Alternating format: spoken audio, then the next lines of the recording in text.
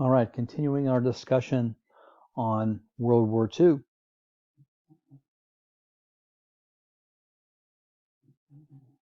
So the United States comes into the war in December of 1941. The first impact in the Atlantic. This is where U.S. assistance using sonar technology traveling alongside supply ships in convoys and sub-hunting aircraft weaken the impact of German submarines. So the U-boat impact on the war is lessened by the military technology and support of the U.S. Navy. In North Africa, and you can see it on the map here at the bottom, British and Allied troops, the British led by Commander Bernard Montgomery, finally make some inroads against the Italian troops and the German troops. The Axis troops are led by one of Germany's greatest generals, Erwin Rommel, also called the Desert Fox, named for his previous success in the deserts of North Africa. The Allies are then successful driving Axis troops north out of Africa. And you can see here from the map, if you look at the bottom where it has Egypt there, you can see the Allies beginning to push the Axis powers back up into Tunisia. And the Allies at this point, U.S. troops included, under the leadership of General Dwight D. Eisenhower, decide to take Italy. And you can see that's just a jump across the Mediterranean to Sicily and then into southern Italy. But as they make their way up Italy, they're held up at the city of Anzio, which you'll see is just south of Rome. So for months, American troops, this is the first real conflict the American troops are in, fought the German military and suffer heavy casualties. Meanwhile, Italy is losing faith in Benito Mussolini, and the fascist council voted to remove him as Italy's leader. He's arrested, but the Germans free him and set him up as a temporary ruler in northern Italy. In Greater Italy, the now official government officially surrenders to the Allies and in turn declares war on Germany. Now, German troops, as they retreat from Italy, are still fighting as they go backward. And finally, the Americans, under the direct leadership of General George Patton, take Anzio and make their way north through Italy. In April 1945, Benito Mussolini is shot and killed by Italians as he decides to flee into Germany. Here's an American newsreel from the time.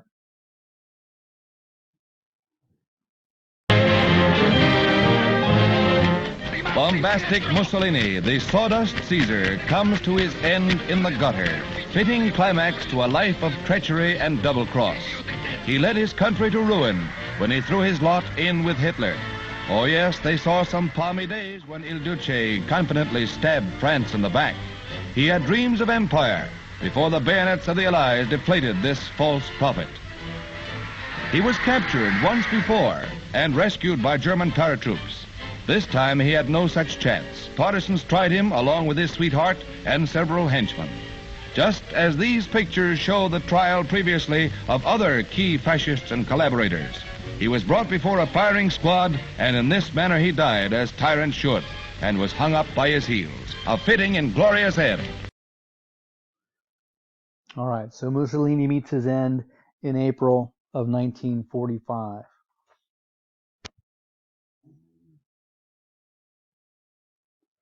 Step back here a little bit in time to cover what happens on the Eastern Front. So in June of 1941, as we mentioned before, Operation Barbarossa, Hitler breaks his non-aggression pact with the Soviet Union and attacks the Soviet Union. 3.6 million German and other Axis troops are involved in the attack. Interestingly, they were actually greeted with enthusiasm by some in the Ukraine and in Lithuania because they saw the German forces as liberators from Stalin's control. But they soon realized that they were wrong, as Hitler's troops created forced labor camps and began executing civilians.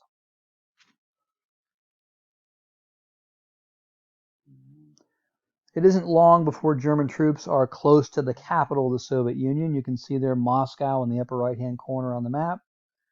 And by August of 1942, the Germans have Stalingrad surrounded. Stalingrad, the namesake city of Joseph Stalin. And you can imagine how important symbolically it was, number one, for Stalin to hold on to that city, but secondly, for Hitler to take over that city. So Stalin at this point is really feeling the pressure, and he's pressuring and pushing Roosevelt and Churchill to attack from the west, to invade Europe from the west, and divide Germany into a two-front war. Stalin felt that he was taking the brunt of the German aggression, so he wanted to divide that by the Allies invading from the west. This is when Churchill convinces Roosevelt to attack what he calls the soft underbelly of Europe. And on the previous slides where we talked about the Allies attacking Italy and moving up north from Italy. So Churchill suggested that rather than a risky war invading Northern Europe from England to France. A plan, at least at this time, 1942, that the Allies were not yet prepared for.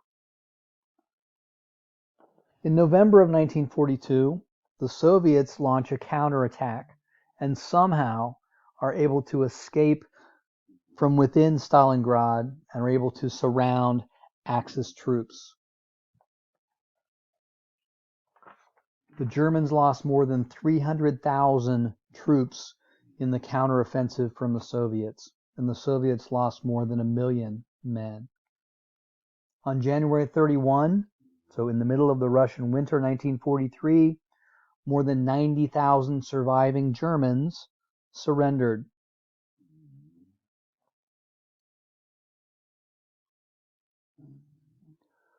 Stalin wasn't the only one pushing for an attack in the West.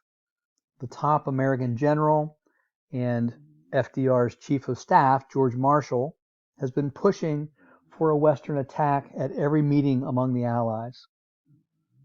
The Allies begin a massive military buildup in southern England. Polish, Dutch, Belgian, French, American, British, and Canadian forces are ready for invasion. On the coast of northern France, Germany adds machine gun nests, barbed wire fences, landmines, water mines, underwater obstructions, all along the northern coast of France. They knew an invasion was coming, but they didn't know where on the northern coast or when. That invasion would be called D-Day. More than 70,000 American troops are about to invade German-held France. Over 1,000 will die on the first day, June 6, 1944, D-Day. Over 5,000 ships and 10,000 aircraft are involved in the first wave alone. 5 beaches will be stormed. The most infamous is codenamed Omaha Beach. Think about Omaha Beach from the standpoint of the young man. The ramp is about to drop, and the sights and the sounds all around provide the context of hell.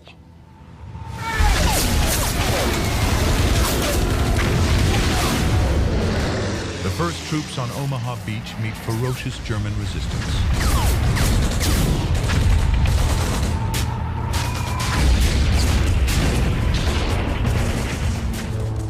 Rocket launchers, mortars, and 85 machine gun nests tear into the Americans.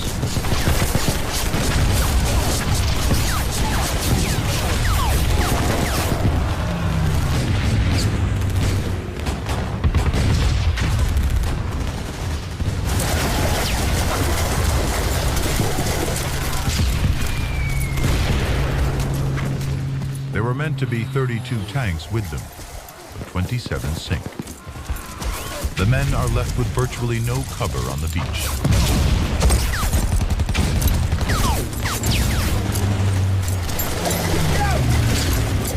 William Dabney is totally exposed. Tethered to his barrage balloon, he's defenseless. When it's shot down, he has his chance.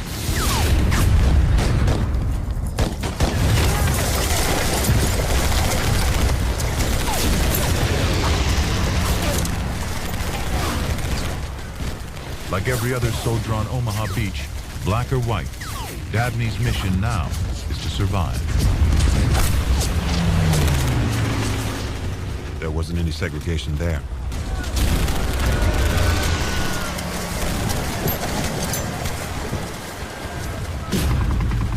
Harold Baumgarten is thrown straight into the carnage. There were men with guts hanging out of their wounds and body parts lying along our path. Some men were simply overwhelmed by the hell they met.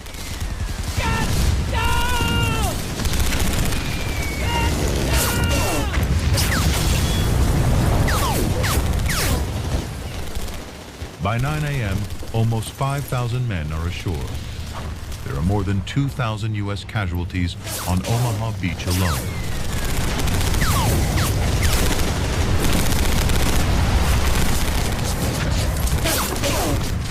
William Dabney survives.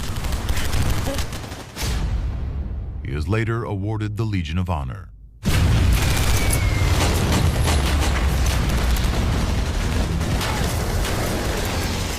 Operation Overlord is a logistical miracle, but the cost is staggering. Nearly 126,000 Americans are killed, wounded, or go missing during the Battle of Normandy.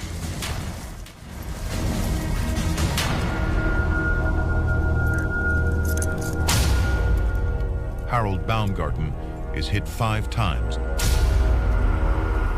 After losing blood for over 30 hours, Baumgarten is brought back from the dead by a plasma transfusion, then injections of penicillin and morphine, the very supplies America has mass-produced to keep its men alive. D-Day is key to Hitler's defeat. Within a month, the Allies have landed more than 877,000 troops, 112,000 vehicles, and 573,000 tons of supplies. All right, so D-Day is June 6, 1944. Finally, that invasion in the Western Front coming across the English Channel from southern England to northern France. And I want to look at the map here because this is one of the, in my mind, one of the more interesting stories. Now, you'll notice where Normandy is listed there. Those are the beaches where the invasion ultimately happens. Part of the plan was to distract Hitler and his forces. So there was a great effort made to convince Hitler that the invasion was going to come not in Normandy, but up there in the north part in the Pas-de-Calais region. After all, that was the shortest distance across the English Channel. And there were fake tanks, fake planes, artificial messages sent back and forth that they allowed the Germans to intercept, all intended to fool Hitler that that's where the invasion was going to come from. And as a result, it was fairly successful. Hitler kept a large part of his reserve forces in the northern part there in the Pas-de-Calais region. And even after the invasion started in Normandy, he was convinced that that was the distraction and that the real invasion would come up in the Pas-de-Calais region. So deception was key in the success of D-Day.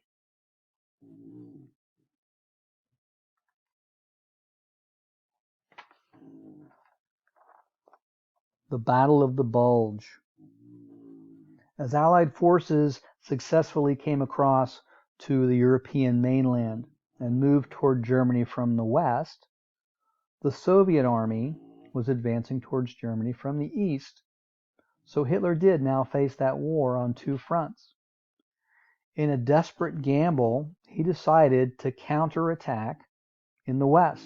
This was something of his last stand. Hitler hoped that a victory would split American and British forces and break up those supply lines that had been established from Normandy. Explaining the reasoning behind his plan, Hitler said, "This battle is to decide whether we shall live or die. All resistance must be broken in a wave of terror."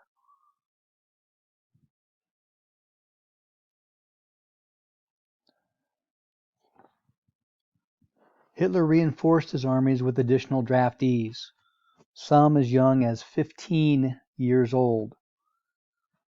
In one last-ditch effort, Hitler's troops smashed into the U.S. First Army and pushed back. This is why it's called the bulge. It's a bulge in the front lines. Although caught off guard, the Allies eventually pushed the Germans back. The Germans had little choice but to retreat, since there were no more reinforcements available. The Allies restarted their drive toward Berlin. Some 600,000 American troops were involved. 80,000 killed or wounded. Americans continued to march, while American bombers started to bomb Germany.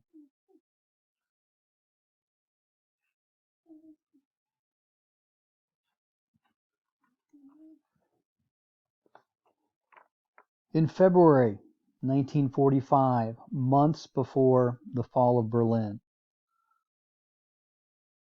Roosevelt, Churchill, and Stalin meet in Yalta, a city in the Soviet Union near the Black Sea. And they're meeting to come up with a plan for how Europe will be developed after the war, after the defeat of Germany. It should be noted that at Yalta, FDR was not in very good health, and many historians look back and say that he certainly was not at his peak at the Yalta Conference.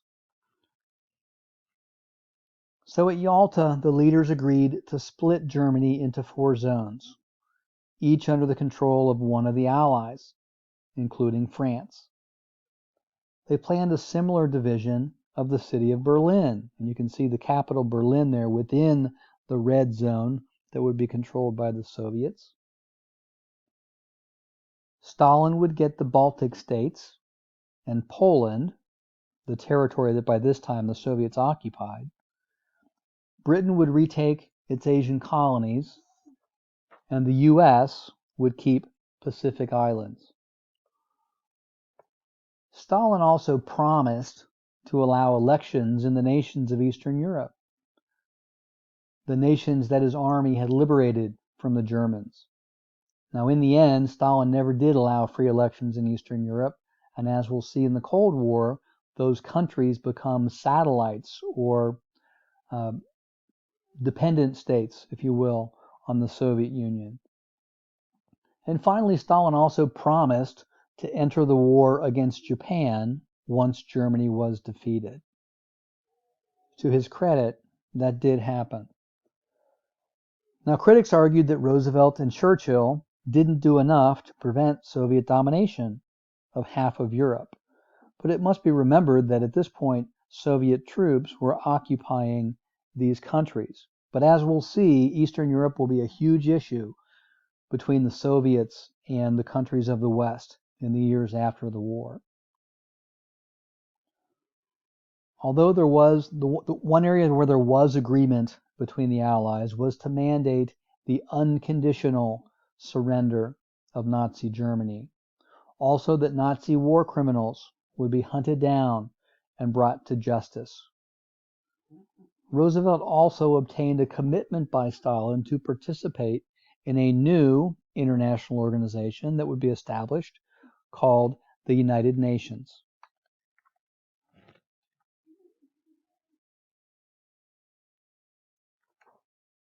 After the Battle of the Bulge, the war in Europe rapidly drew to a close. By this time, U.S. and British planes had almost free reign over the skies of Germany, able to fly both night and daytime missions without much resistance. Allied planes heavily bombed German cities, and not just military targets. And this was very controversial. The U.S. bombings of cities like Dresden and other cities caused significant number of civilian casualties and deaths. In late March 1945, the Allies rolled across the Rhine River into Germany from the west. By the middle of April, the noose was closing around Berlin. About 3 million Allied soldiers approached Berlin from the southwest. So Allied soldiers approaching from the southwest. From the east, another 6 million Soviet troops are marching toward Berlin. And it really was something of a race as to whether the Soviets or the British and the Americans would get to Berlin first. Now, obviously, the British and Americans were held up a bit because they had to fight the Battle of the Bulge. Stalin's goal, and think about this in terms of Stalin's personal interest, Stalin's goal was to take Berlin by May 1st, May Day, symbolic day in the Soviet Union. It was a matter of honor, and the costs were going to be deadly. Some 11 million Soviet and 3 million German soldiers died, accounting for 2/3 of the soldiers killed in all of World War II. So the fighting was very heavy. Adolf Hitler was based in his bunker underneath the Reich Chancellery buildings of the Legislative Building in Berlin, which was bomb-proof and had its own air recycling plant. While Soviet shells burst over Berlin, Hitler prepared for his end in an underground headquarters beneath the crumbling city. On April 30th, Hitler gave very clear instructions to his personal adjunct, his assistant, Otto Gunsch, that both his and his wife's body should be burned. After lunch in his bunker, both Hitler and his wife Eva Hitler, who was Eva Braun, but they married at the last moment, met his inner circle inside the bunker. Here Hitler said his farewells. Hitler and Eva Braun committed suicide. Their bodies were then carried outside and burned.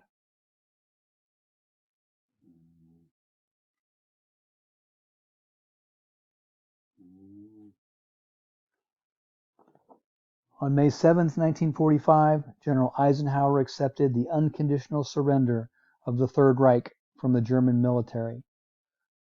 President Roosevelt, however, did not live to witness the long-awaited victory. Remember, his health was poor in February of 1945. So Roosevelt died suddenly on April 12 as Allied armies were advancing toward Berlin. Roosevelt's successor, the vice president, moves to the presidency, Harry Truman, and he receives the news of the Nazi surrender. On May 9th, the surrender was officially signed in Berlin. The United States and other Allied powers celebrated VE Day, or Victory in Europe Day. After nearly 6 years of fighting, the war in Europe had ended. Now, as we see, the war in the Pacific is not over at this point, so there is still much more fighting that will happen, and we'll pick up with that tomorrow.